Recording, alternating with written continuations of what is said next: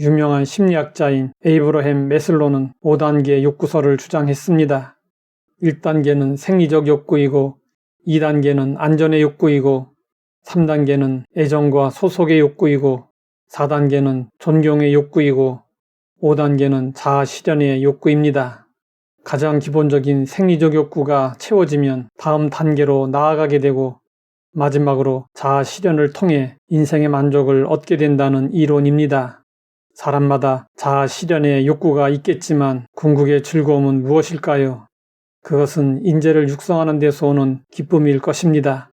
그래서 수많은 위대한 경영가들이 아프리카와 같이 인프라가 척박한 곳에 학교를 세웠습니다. 그리고 인재를 육성하는 일로 최고의 보람을 맛보았습니다. 고토 신페이는 이런 말을 했습니다. 돈을 남기고 죽는 자는 하수다. 업적을 남기고 죽는 자는 중수다. 사람을 남기고 죽는 자는 고수다. 이런 관점에서 보면 우리나라에 파송된 선교사들은 고수였습니다. 그들은 한국에 와서 수많은 학교를 세워 인재를 육성했습니다. 선교사들이 세운 학교를 통해 수많은 복음 전도자와 교회 지도자와 민족 지도자들이 배출되었습니다. 선교사들이 해야 할 일들이 많지만 가장 역점을 두어야 할 일은 제자 세우는 사역을 통해 현지 지도자를 양성하는 일입니다. 한국의 초기 선교사들은 누구를 본받아 인재 육성에 힘을 썼을까요? 공생의 3년 동안 12제자를 훈련하신 예수님을 본받았습니다. 예수님이 공생애 중에 가장 주력하셨던 일은 제자를 세우는 일이었습니다. 예수님은 고수 중에 고수이셨습니다. 예수님이 기적을 행하시자 가시는 곳곳마다 사람들이 몰려들었습니다. 하지만 예수님은 한 번도 군중에게 마음을 두시지 않았습니다.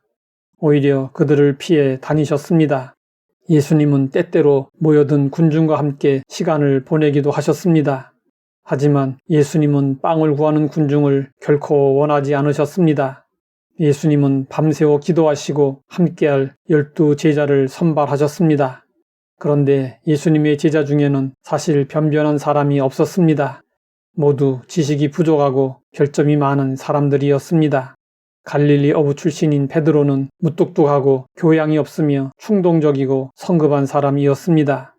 베드로와 함께 네 제자에 속한 안드레, 야고보, 요한 역시 갈릴리 사람으로 세련되지 못했습니다. 빌립은 계산적이었습니다. 도마는 의심이 많았습니다. 세리 출신의 마태는 민족의 배신자로 여겨졌습니다. 셀로 땅 시몬은 위험스러운 혁명론자였습니다. 가룟 유다는 도둑이었습니다. 제자들은 예수님을 따라다니며 바보 같은 짓을 수없이 연출했습니다. 이들은 여러 사람 앞에서 하시는 예수님의 설교를 이해하지 못하고 개인적으로 말씀의 뜻을 풀어달라고 간청하곤 했습니다. 이렇게 부족한 제자들이었지만 예수님은 그들에게 기대를 가지셨습니다.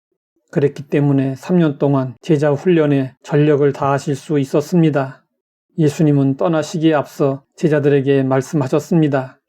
내가 진실로 진실로 너희에게 이르노니 나를 믿는 자는 내가 하는 일을 그도 할 것이요 또한 그보다 큰 일도 하리니 이는 내가 아버지께로 감이라. 제자들은 이스라엘을 한 번도 벗어나 보지 못한 시골 촌뜨기들이었습니다. 예수님은 그런 제자들에게 온 천하에 다니며 만민에게 복음을 전파라고 하셨습니다. 예수님의 안목은 사람들과 달랐습니다. 예수님은 모든 씨앗 중에 가장 작은 겨자씨에서 새들이 깃들일 수 있는 큰 나무를 보셨습니다.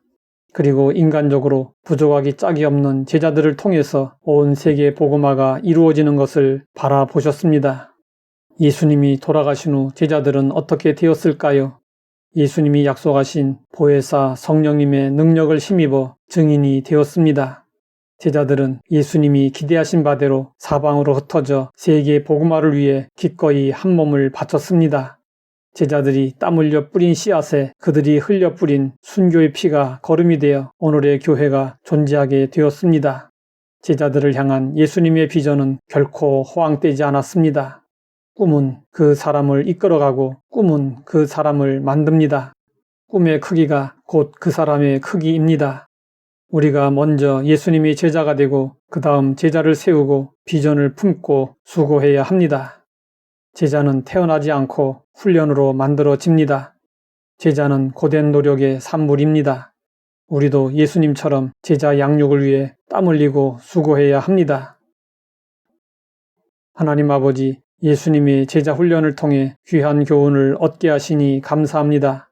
먼저 충성된 제자가 되게 하시고 제자를 삼을 수 있게 하옵소서.